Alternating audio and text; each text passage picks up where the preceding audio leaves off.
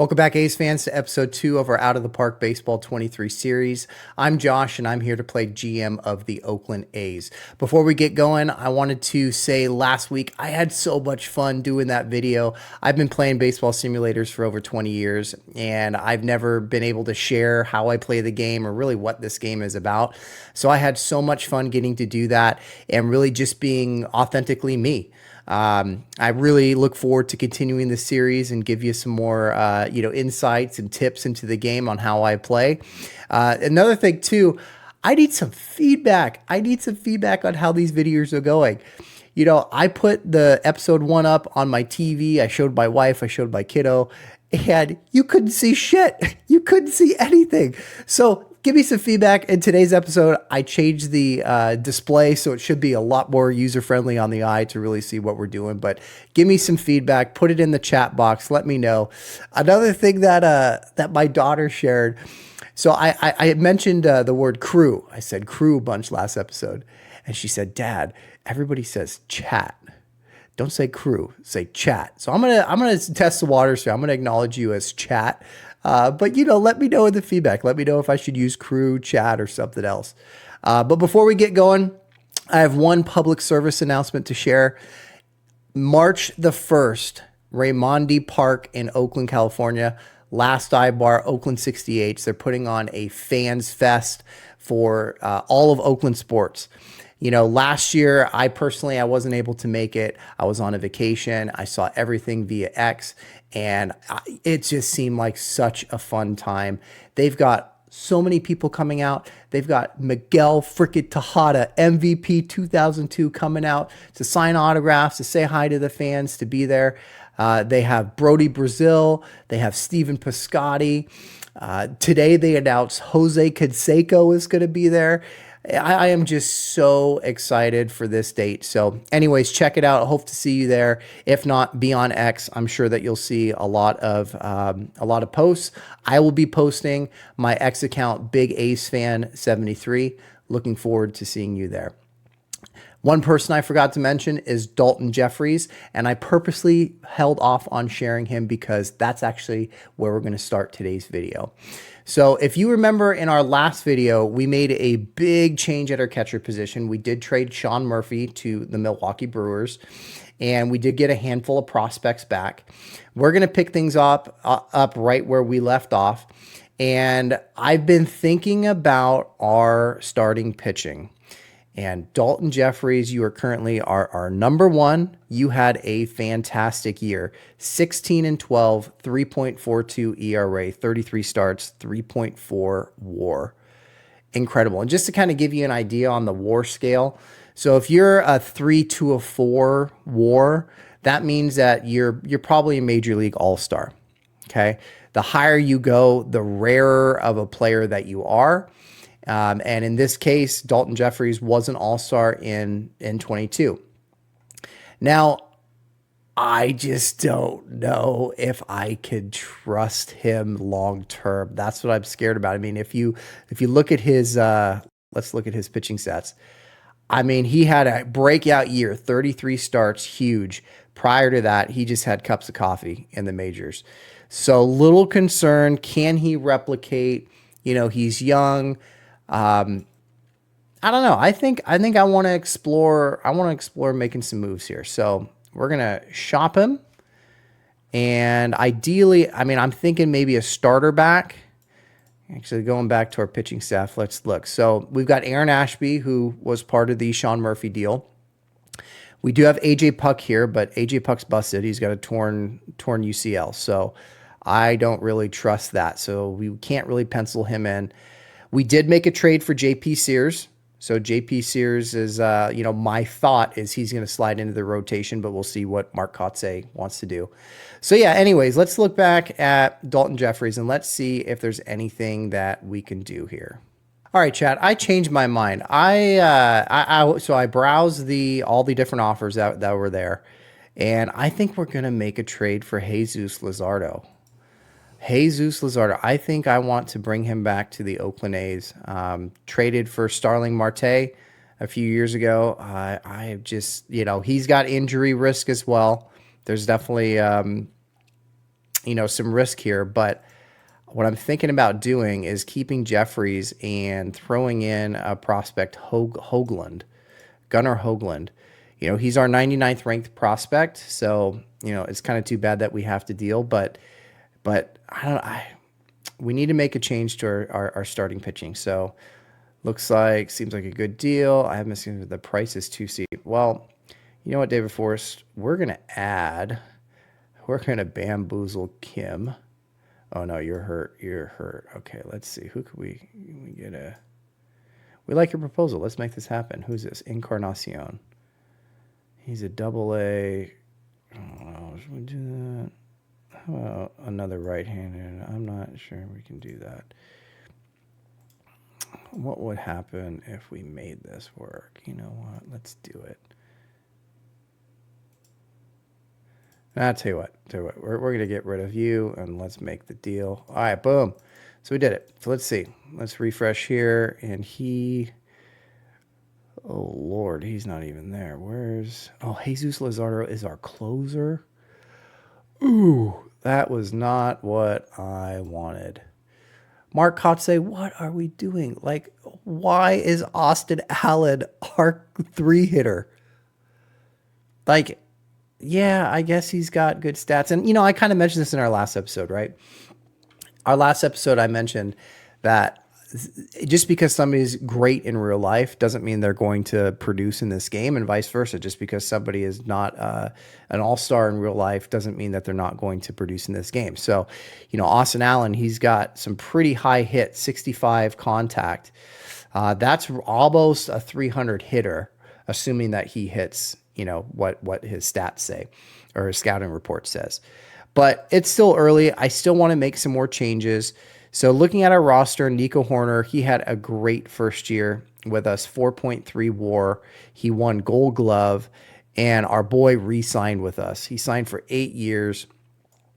He's going to be here until he's 33. Super happy. He's super happy. Look at how happy. He's great. So really looking forward to what Nico can do. We got Matt Theis, our DH, 27 years old. We still have Kevin Smith as our third baseman. We've got Seth Brown, our center fielder. Ooh, okay. All right, chat. Let's look to see if there's anything that we could do here. We're going to browse the free agents. Joey Gallo wants $42 million. Not happening. Not happening. So yeah, just kind of look at these stats. Like if you're 50, that means you're an average ball player. So for contact, 50 is, I want to say, about 260 of a batting average, 260. So he's slightly under. So he's a 45. So if you see here, he hit last year for the Yankees 242. So that seems right. He's got tremendous power though. The highest you can go on this scale is an 80. Okay, for all these numbers. So for home run, he's a 75. For discipline, he's a 75. So that means that he's hitting bombs, 66 home runs. He's getting walks, over 100 walks. He's got a great OPS, a great OPS, but he doesn't really hit for average. His gap power isn't there, and he strikes out a ton, 207. So, and then obviously he's way out of our price range. So we're not going to be doing that. All right, chat. So I'm looking at our options here via free agents. So, so center field, third base, those are our two weak spots. So let's look here. So we've got third base, Kevin Smith. Center field is Seth Brown. I mean, I could live with everybody else. We're going to see what Mark Kotze wants to do with Austin Allen to give him a shot or not. So we'll see. But, yeah, I mean, it's slim pickings here for third base. We'll look at center field. Oh, that's designated here. Center field. Let's see. Yeah, there's just not much. So we can also check the waiver wire. Nothing's there. Player trade. Let's see our trading block. If anybody is ready to deal. Michael Taylor. Oh. Let's go back to Seth Brown. Because Seth Brown hits for power. He's a below average center fielder. And who do we have in our pipeline? So let's do player development. Okay, so this screen, this is our depth chart. It's going to show all the players in our org on how they're ranked. So Austin Allen, why he's our starting first baseman, is he's the number one ranked in our system. Same with Kevin Smith.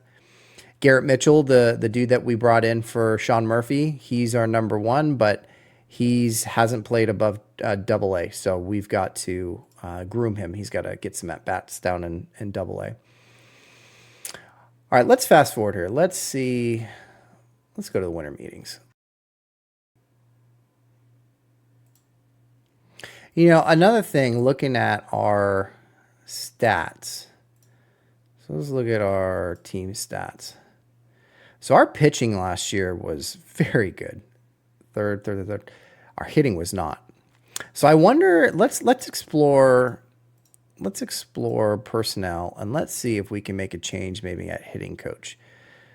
So Tommy Everidge, 227 was our team batting average. Let's see his relationships. Good with the team. However, his relationships are all with pitchers. So how I play this is, if you're a hitting coach, your relationship should be strong with your hitters. Makes sense, right? Pitching coach with pitchers. So let's see if there's any internal options that we could do. Okay, we got Bobby Crosby. Let's see, relationships. Better, right? That's better. More hitters are there. Let's look at somebody from AAA. Nope. All right, I'm going to browse this and we'll be right back. All right, so here's what I'm thinking. We went over to staff search. So this is where we can look at any major league manager, hitting coach, bench coach, and we could see if they want to come over to our team. So as we were looking, Mr. Bonilla here, 37 years old, he's got relationships with a lot of our hitters, and they're good and excellent. So even though his overall relationships is average, he's got really strong relationships with most of our hitters. So I'm going to offer him a contract to be our hitting coach. And what this is going to do, it is going to boot Tommy Everidge, so he will be fired. We are going to be paying him quite a bit. That is the one part of going with a free agent option for a coach, is they do cost a lot. So it ain't my money, it's John's money. So we're gonna do that, and let's just see if he wants to join our team, like just for fun. Mark Kotze makes $590,000, and if we bring this guy on, he's making almost $100,000 less. Which, what's Tommy doing? Tommy's making $220,000. So it's going to be a double the money, but I think it's going to be a good investment. Okay, there we go. Boom. We brought him in. I'm hoping that he helps with the pitching or the hitters, and we'll see. We'll fast forward. So let's go to the Rule 5 draft. That's next on the docket. You know, I don't really put a lot of stock into the Rule 5 draft. I mean, there's some guys that I've gotten off of here that are good, maybe some relief pitchers, but I'm just going to sim this. Let's just sim complete draft. Sometimes they also take from us, but it looks like no other team pulled from us. Look at this. Jock Peterson. Huh. Somebody Rule 5 and took him. Wow. Okay. Let's go ahead and look at the off season so far. We're still early.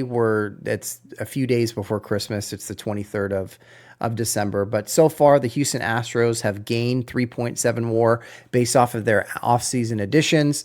Also subtractions too, because if you were to lose a player that's a negative WAR, that in theory would help your positive WAR. If you look down here, the Minnesota Twins, they're sitting at a negative 13.4 WAR. Let's see what they have done. So they lost Carlos Correa. They lost Sonny Gray. Wow. Oh, he's a free agent. That's right. Okay. And whoop. Something that I do want to go over, and I missed this in our first episode and even earlier when we were talking about the scouting reports. So WAR it's a metric. Okay. WAR is wins above replacement. It's a statistic to help you measure a player's value for your team. So to kind of give you an idea, so let's actually look at Dalton Jeffries. So Dalton Jeffries, he was a 3.4 WAR. And I'll tell you what, I'm actually going to put on the screen right now an image that's going to help define this. So 3.4 WAR, that should equal an all-star appearance or at least an above average player. Dalton Jeffries was an all-star last year, so he does check that box.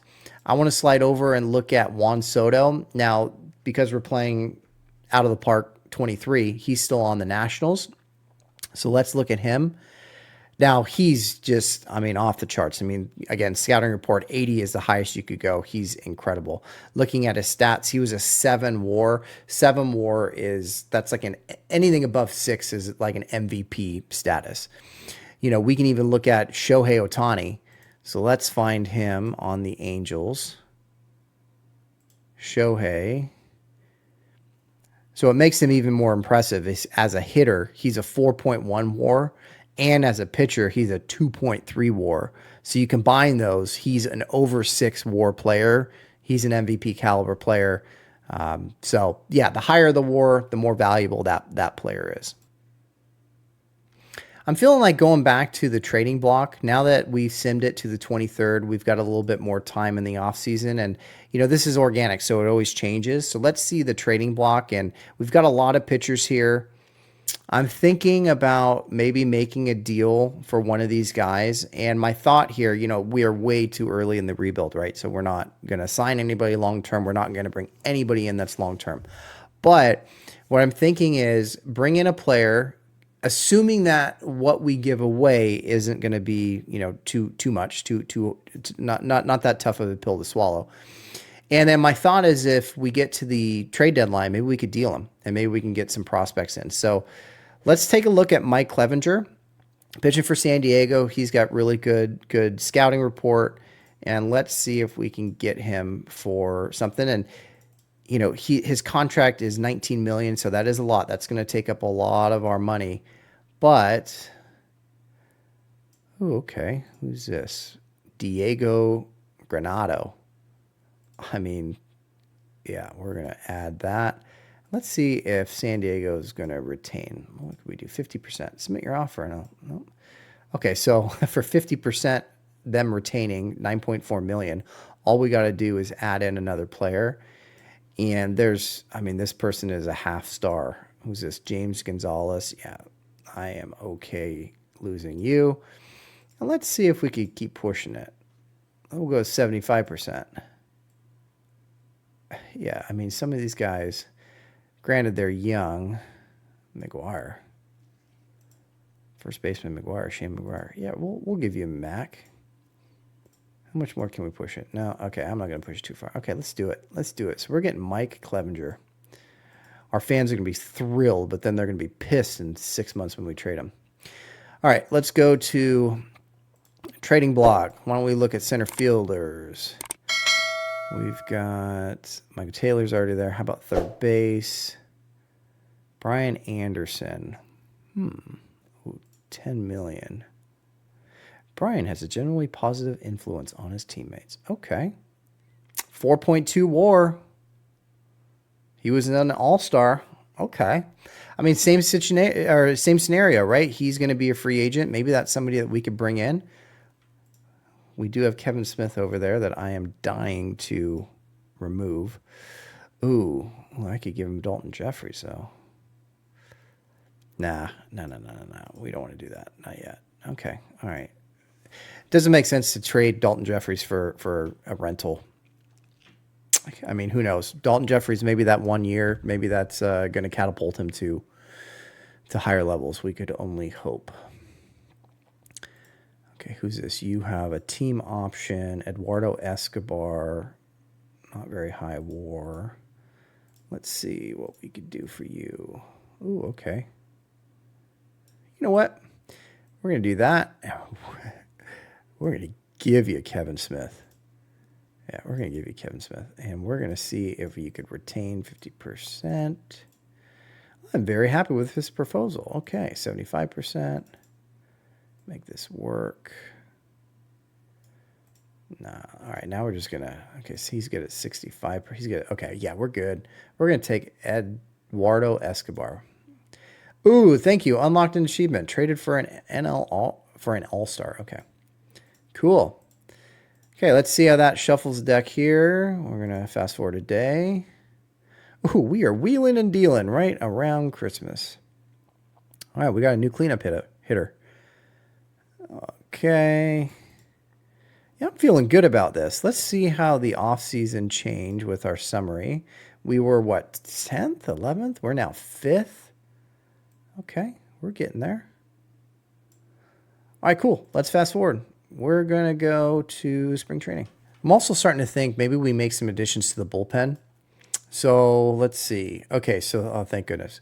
So they moved some things around. So if you remember, Luzardo was our closer, so now he's our number 4. We've got Lou Trevino as our closer. I'm thinking we have Edwin Diaz here. Why don't we see? I mean, we've got so much money to spend, and we've got 15 million. So what if we do? What about a 2-year deal with an option? And we're going to give you some more money. We are going to go. We're going to give you 15 million. And then if you accept, we're going to get you on a discount next year. We'll see what he says. Ask for a response. I mean, he may not. Let's fast forward here. We're going to go week. Ooh, you favor the offer. Ooh, did he sign? Ooh, he signed reliever Edwin Diaz. Oh, man, okay. We got Edwin Diaz. John Fisher, financial update. Let's see how we're doing. Okay, so yeah, we blew all of our money.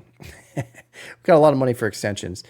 So let's look at our year-over-year contracts. So Elvis Andrus, he's going to be gone after this year. Edwin Diaz, we got a team option on him. You know, trade him at the deadline, hold on to him for one more year. We'll see. Nico signed the long-term deal. Ramon Laureano, I really hope he has a good year this year so we can try to re-sign him. He's one of my favorite players in this game. He usually produces really well, so I'm hoping that we can lock him up. We've got Mike Clevenger here for what was that? It's like 4.5 million, something like that. We'll see if we want to trade him. And if we were to offer him a contract, yeah, he's way out of our league. He's way out of our league. So, Mike, you are a one-time shot here, 2023 Oakland A, and we'll see. And then also Sean Murphy, 55%, and we're retaining on him if you remember from that trade. So, all right, let's get to opening day. Okay, we made it to opening day 2023. All right. So here's the predictions on the year.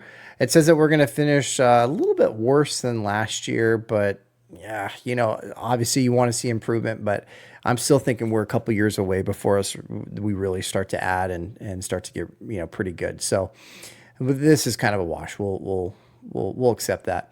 Let's look over at our team for pitching staff. So we've got Mike Clevenger, Aaron Ashby, Dalton Jeffries, George Wan, James Caprillion. Wow. Okay, James Caprillion. He made the rotation.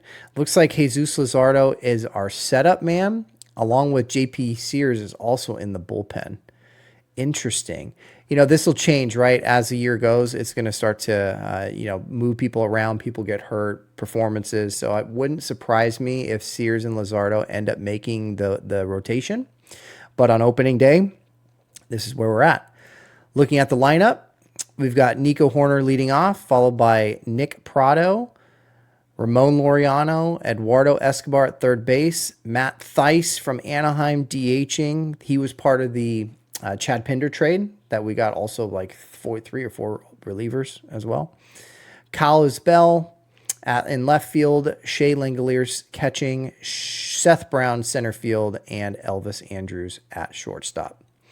So I'm feeling pretty good about this offseason and about to kick things off for game 1, opening day of 2023. I think that's where we'll stop this episode, and we'll pick things up next time. Until then, adios.